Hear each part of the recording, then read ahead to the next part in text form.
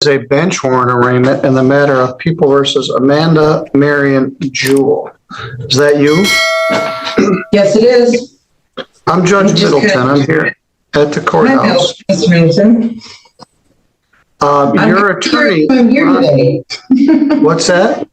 I'm kind of curious why I'm here today. I was pretty sure I served my sentence out. You never showed up for the sentence. I was pretty sure I was released and I served my entire sentence for the entire in 2022. That might have been in front of Judge Stutzman, but in this case, it was file 212545. You were the judge in the case. All right. Well, in this case, you're charged with illegal entry. Correct? Yes. And the matter was set for sentencing. I thought I'd already served my sentence. On August 31st. I thought that's when I got out. 2022. I was here for like 60 days. Let's go through the history of this. Ms. Casey Strong is here with us from the public defender staff. And I asked her to come in. All right, let's go back. On December 21st, you allegedly illegally entered so in 2022, I was picked up and served the rest of the Just wait. I'm going through this. Okay. And you got arrested and posted a bond in January of 2022. Yep. Attorney Timothy George was appointed to represent you, but he had a conflict, and the attorney then became Rhonda Ives. On July 13th of 2022, you got arrested for failing to appear, and you pled not guilty again. So I set the matter for an attorney pretrial for August 5th.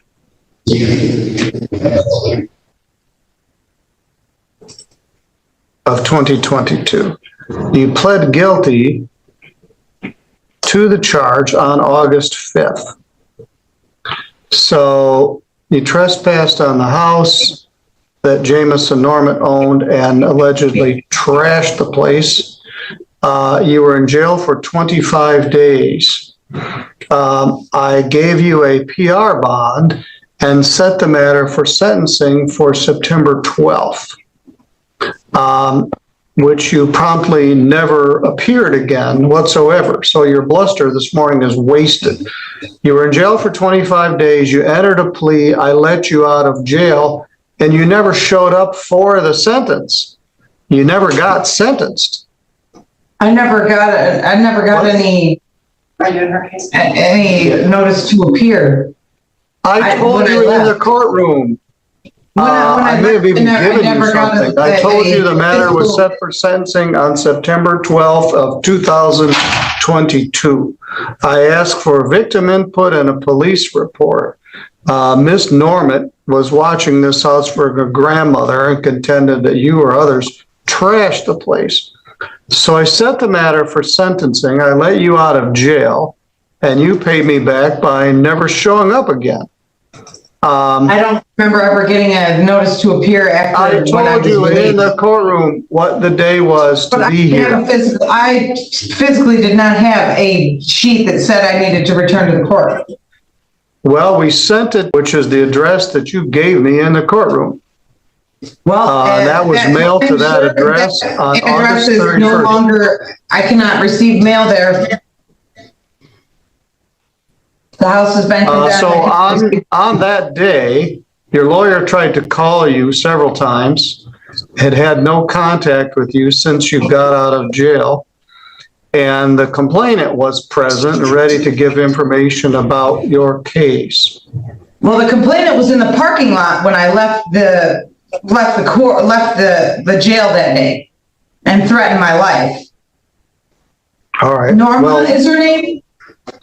no. Her name is Jameson. The woman that was watching the residents was in the parking lot that day when I left and threatened my life. Okay. So And I anyway, didn't have to you phone never or called your anything lawyer. also. Your lawyer was unable to reach you, and you never showed up. So how did you get arrested last night? I didn't get arrested last night. I was arrested on Sunday. Where is that? So Sunday would have been February 10th, Super Bowl Sunday. How did you come to get arrested? On my property. Did they arrest you for something else, or did they just find there was Yes. this warrant? They arrested me for something else. This popped up And when then I found this. was going to be let out. All right. What was the charge in Kalamazoo? A false charge of controlled substance, dangerous drugs, and I'm supposedly on the FBI list. Who knows why, but All right. So is that, and then they were gonna bond you out. They found this warrant in St. Joe County. Yep. This. And I need to get out of here as fast as possible because I'm trying to get my taxes paid on my house so I can start renovations. Okay. Before the 1st of March, definitely. All right, very good. I'll set this matter for sentence, and hopefully we can get Miss Ives here. The first day I have is February 21st. And I have court in Kalamazoo on the 21st. Do I have to stay in jail till this matter goes to court? I would think that since it's a misdemeanor, I wouldn't have to stay in jail. You're mistaken. I'm not very happy with you. You blew off your sentencing date. You never called your lawyer. The complainant came twice. You're trying to bluster me to tell me that you already got sentenced and did a bunch of jail time. I did you a favor by letting you out of jail, and you promptly responded by... I thought I did. My mistake. Okay. I just want to get the matter resolved, and I don't want to miss being able to get my property taken care of before March, and I don't want to miss my other court dates in Kalamazoo. Fair enough. Trying to keep a better schedule. Only can do that if, we can work together. Because this is only a misdemeanor. Not that that makes it any less important.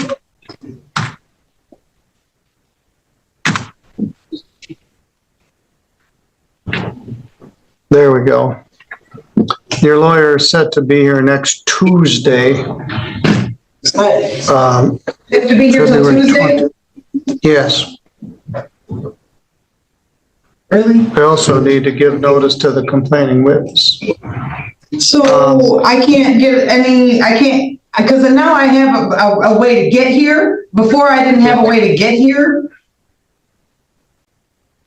Yes. I don't understand why I couldn't be released. If I do have a way to get here, I know I have a way to get here. Before I did not. Well, you do now, because you have no bond. I'm going to deal with you on Tuesday, and I'm going to decide at that time whether to let you out on Tuesday or give you the balance of 93 days in jail. So you might want to work on your attitude a little bit. I'll have your lawyer, Rhonda Ives, here at that time. I'll have the complainant here. I'm going out of my way to set this as soon as I can on a date that your attorney is already scheduled to be here. Just because you're strenuous in your statement doesn't mean it's correct. The bottom line is, I let you out of jail You blew me off. You never showed up. You never called your lawyer. Your lawyer couldn't call you. I told you the date in the courtroom. I mailed the notice to the address that you gave me. You've been AWOL for 2.5 years. So Can I we'll deal update with this on Tuesday. No, this is it. I'll see you Tuesday at 9:00. This courtroom moment unfolds as Judge Middleton comes face to face with Amanda Marion Jewell, a defendant who genuinely believes her past jail time already settled the case. From the very first exchange, confusion fills the room. Amanda insists she already served her sentence back in 2022 and questions why she's even standing before the judge again, but Judge Middleton calmly begins reconstructing the full timeline, and that's when the reality starts to hit. The judge explains that while Amanda did spend time in jail, she was never actually sentenced. Instead, she was released on a personal bond and ordered to return for sentencing on a specific date. That date came and went, and Amanda never showed up. As the judge continues, it becomes painfully clear that this wasn't a simple misunderstanding.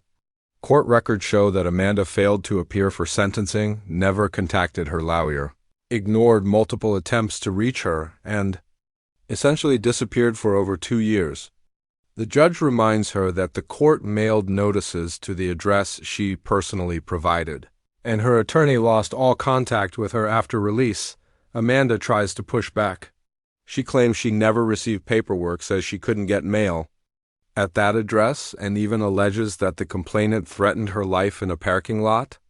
But the judge remains firm and grounded in facts, pointing out that verbal notice was given in open court, her lawyer was present and waiting, and the complainant appeared twice while Amanda vanished completely. The tension rises when Amanda reveals she was recently arrested on an unrelated charge and that this old warrant surfaced while she was about to be released. She speaks urgently about wanting to pay property taxes, renovate her home, and handle other court matters, hoping this will persuade the judge to release her. Instead, Judge Middleton delivers the core truth of the case. The problem isn't the charge, it's the pattern. He reminds her that he already did her a favor by releasing her once, only to be ignored.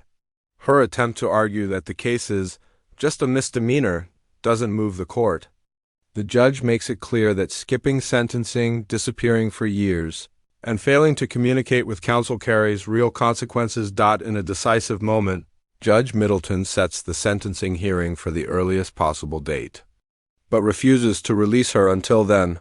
He warns her plainly that on Tuesday he will decide whether she walks free or serves the remaining jail time. His final message is sharp but fair.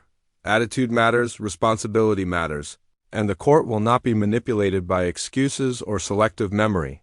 The hearing ends with a powerful reminder: justice isn't about what someone thinks happened. It's about what the record shows. And in this courtroom, the record spoke loud and clear. If you enjoy real courtroom moments and raw justice, make sure you subscribe so you never miss the truth. Like this video to support fair judgment and expose courtroom excuses. And comment below, do you think the judge was right, or should she have been released?